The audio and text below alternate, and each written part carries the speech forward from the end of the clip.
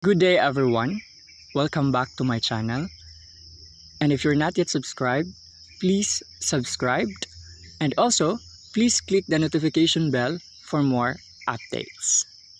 So today, we will focus our discussion on adjusting entries. Why we need adjusting entries and also what are those items that need adjustments. So first, let us define adjusting entries. Adjusting entries are entries made at the end of the period to assign revenues to the period in which they are earned and expenses to the period in which they are incurred. So, based on our previous discussions, this is the principle of accrual accounting, that revenues should be recorded when earned and expenses should be recorded when incurred. So we need to adjust our previous entries in order for our financial statements to be correct.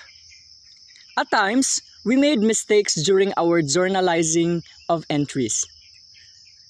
There are also items that needed adjustments because we recorded them at this method, and later on, there are some consumption, usage of that prior entries.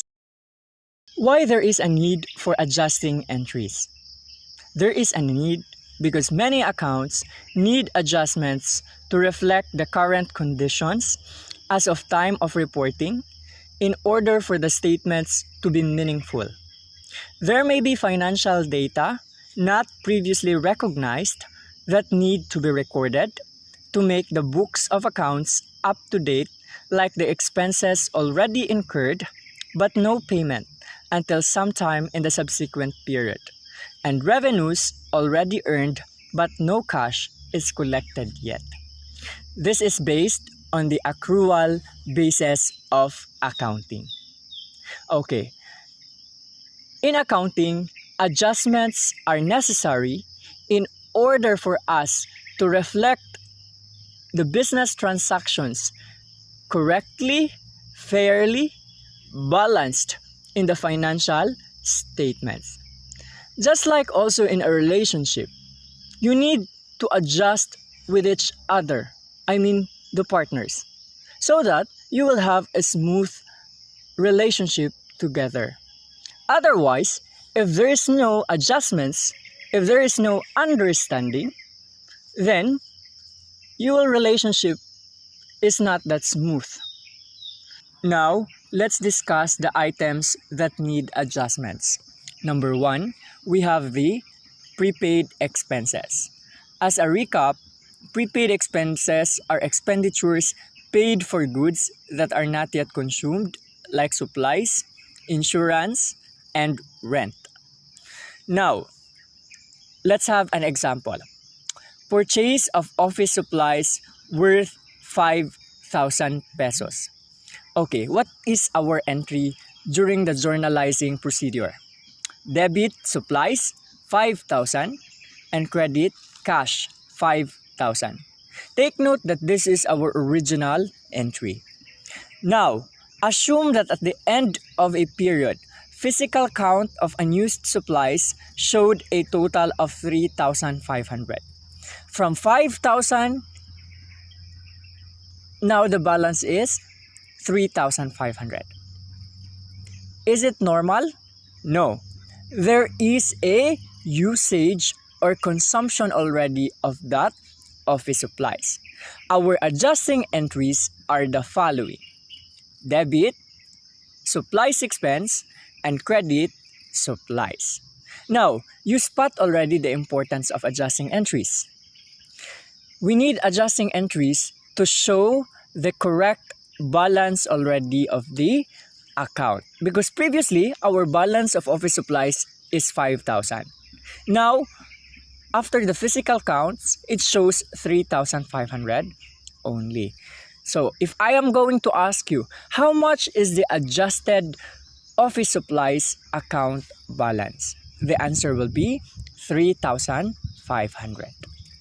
Next, we have the insurance.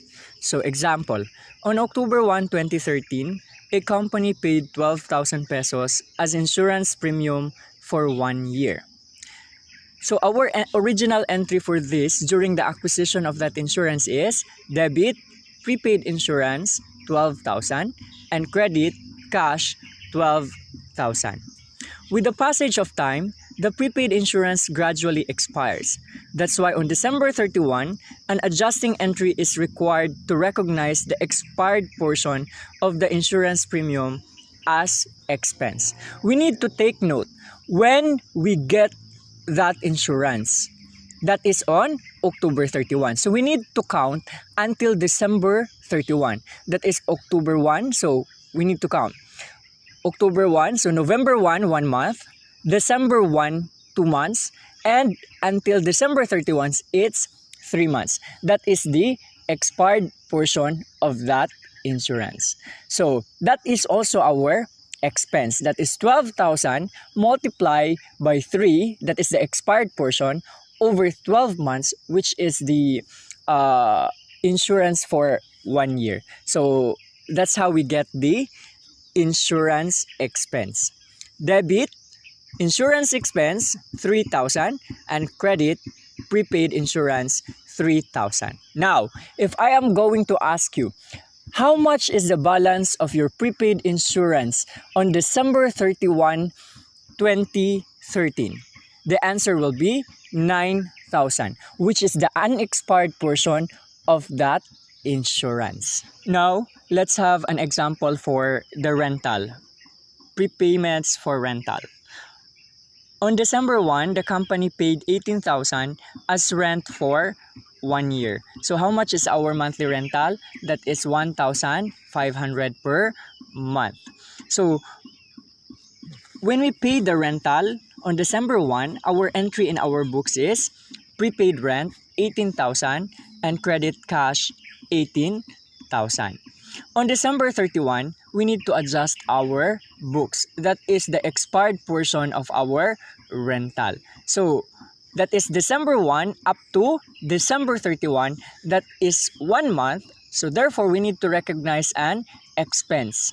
That is debit rent expense 1,500 and credit prepaid rent 1,500.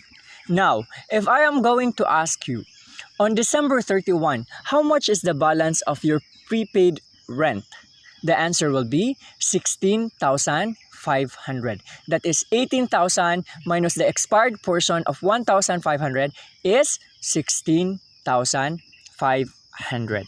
Now, have you noticed in our previous illustrations that we recorded upon payment of the supplies, the insurance, and the rental, we recorded them as an asset. So that is what we call the asset method in recording the prepayments. We have also another method, that is the expense method. That is when we paid something, we automatically expense them. So we need also an adjustments on this matter. So now, let's have an example. The same example in our previous illustrations, but the treatment is under the expense method. So, example of supplies. In the previous example, if the supplies purchased were recorded under the expense method, debit supplies expense 5,000 and credit cash 5,000. Take note that before, under the asset method, we recorded as supplies 5,000 and credit cash 5,000. Now, under the expense method, we will be recording it as supplies expense 5,000 and credit cash 5,000. The adjusting entry for this one will be, after the physical count, we need to debit supplies, that is 3,500, and credit supplies expense 3,500, because there are still supplies available on stock. We cannot expense all of the supplies. So we need to reflect the true value of the supplies available.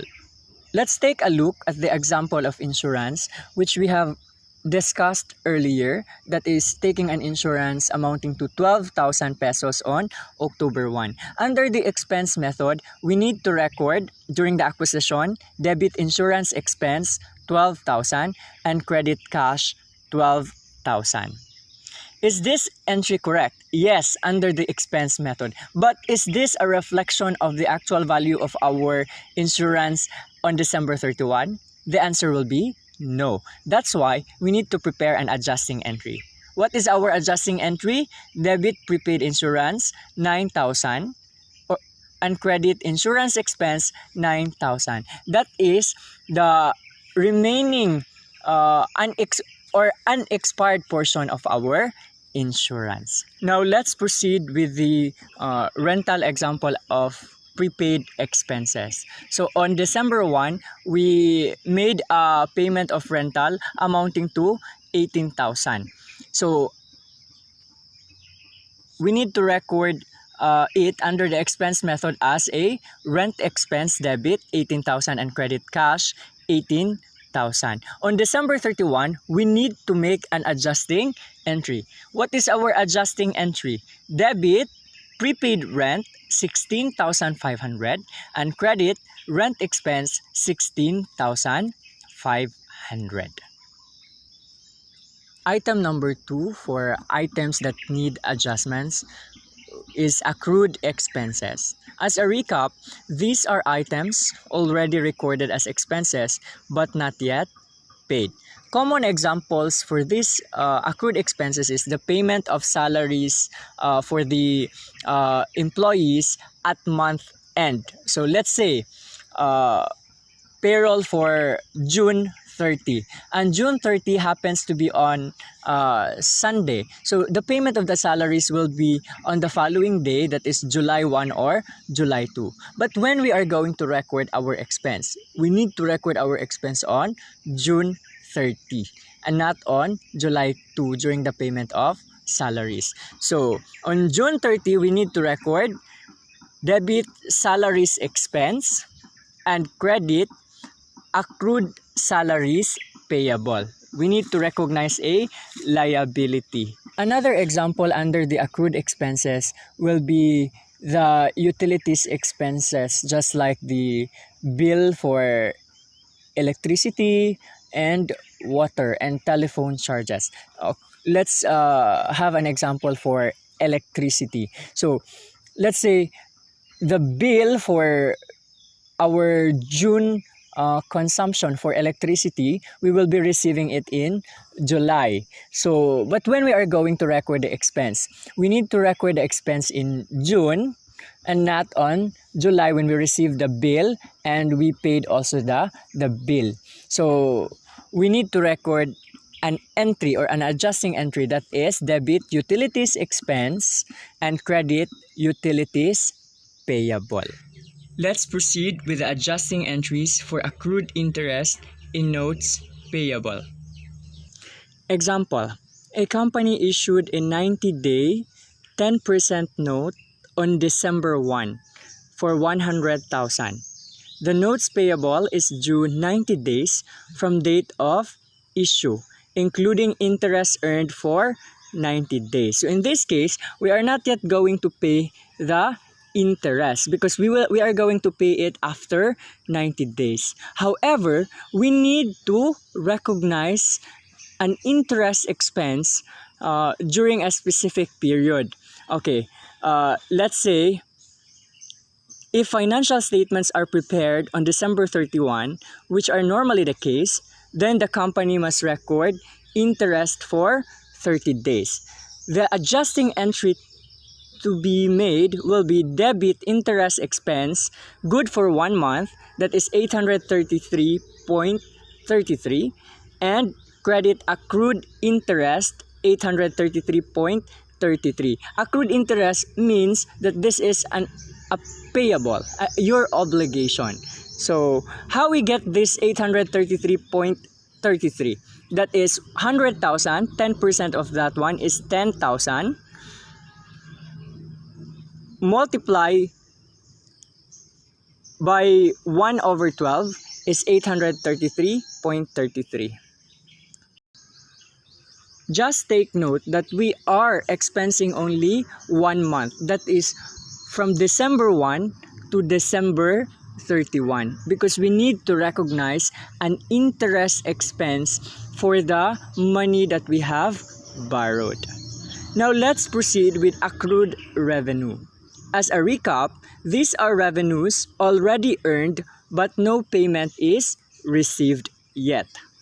So our adjusting entry for accrued revenue will be debit, interest receivable, debit, and we are going to credit interest revenue for a corresponding amount. Just a simple reminder so that we will not be confused in our adjusting entries, that whenever we have expense during a specific period, we need to record it in the proper period in which they are incurred. Same with our revenue. We have to record them on the period in which they are earned. So that's the principle of accrual accounting. Moving forward, we have the deferred revenue or unearned revenue. This is the exact opposite of accrued revenues. In this case, payment is received in advance prior to delivery of services or delivery of goods, thus creating a liability for the amount collected in advance. In short, we received a money in advance and therefore we need to record it. So, there are two methods to record the deferred revenue or unearned revenues. We have the revenue method and the liability method. Let's start first with revenue method. Example, on August 1, 2013, a tenant paid its rent for 1 year in advance in the amount of 24,000. So, to record this transaction, we need to debit cash 24,000 and credit rent revenue 24,000. When financial statement is prepared on December 31, an adjustment is necessary to reflect the unearned portion of the rent that corresponds to the period, that is from January 1, 2014 to July 31, 2014. The adjusting entry would be debit rent revenue 14,000 and credit unearned rent 14,000. How do we arrive at 14,000? That is 24,000 times the unearned portion of that rental, that is 7 months, that is from January 1, 2014 to July 31, 2014. That is 24,000 multiplied by 7 months over 12 months in a year. Next, we have the liability method. If the liability method is used to record the receipt of the 24,000, the entry would be debit cash 24,000 and credit unearned rent 24,000. But we have to adjust this one at a later period. On December 31, the amount earned must be recognized as revenue through an adjusting entry, that is debit unearned rent 10,000 and credit rent revenue 10,000. These are the basics in adjusting journal entries. Final reminders. Number 1, you just need to apply accrual accounting. That revenues should be recognized when earned. Second, expenses should be recognized when incurred. Number 2, adjusting entries are not that hard to record if you know what happened to the original entries. You need to understand what happened previously. So in this case, it's easy for you to adjust the transaction. And finally, you need to be careful in spotting the placement of dates in the problem. The problem might state the date at the beginning of the year, at the middle, or the month before the adjusting period. If you learned a lesson today, please don't forget to subscribe and put your questions in the comment box. I will be very happy to answer your queries. Thank you and have a good day.